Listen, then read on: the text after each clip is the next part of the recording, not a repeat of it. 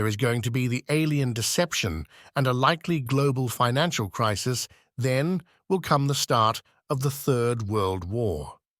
After the war, there will be a terrible global famine, and during this time the Lord's Church will regroup and become a light to the nations.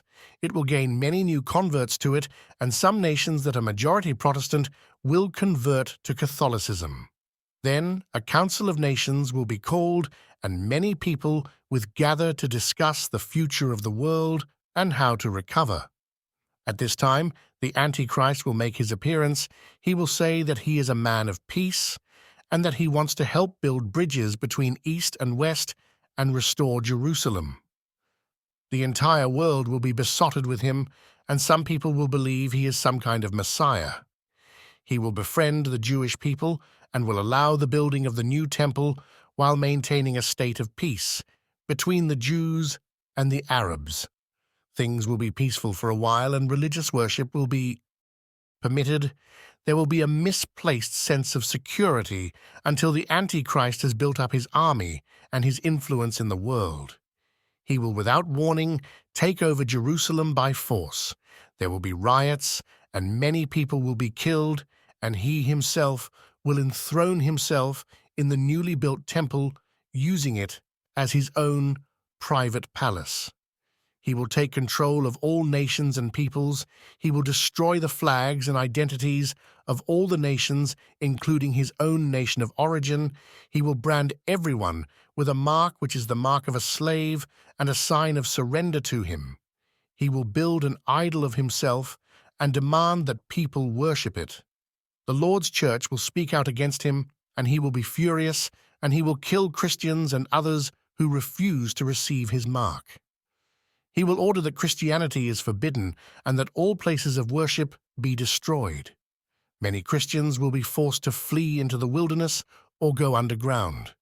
He will persecute the Lord's Church mercilessly, and his favorite form of torture and execution will be to crucify those who are caught.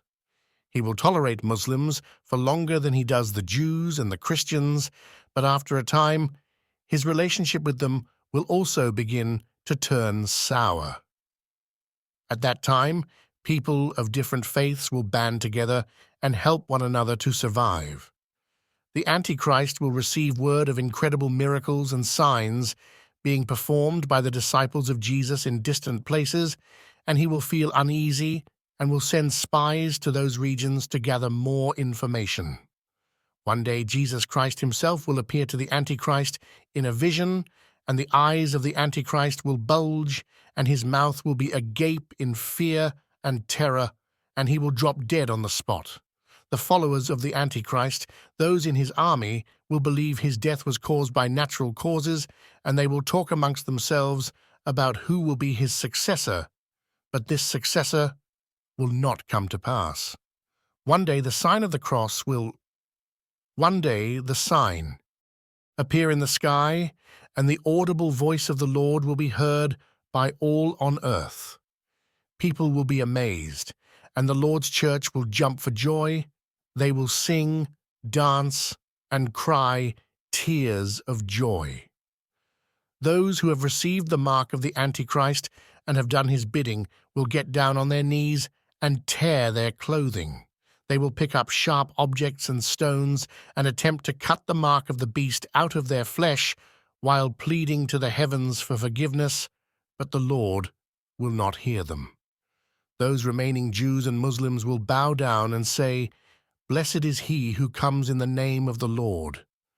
Then everything will disappear in an instant, the living and dead will rise, and the Lord Jesus will appear before them on his glorious throne of judgment, and he will separate the sheep from the goats.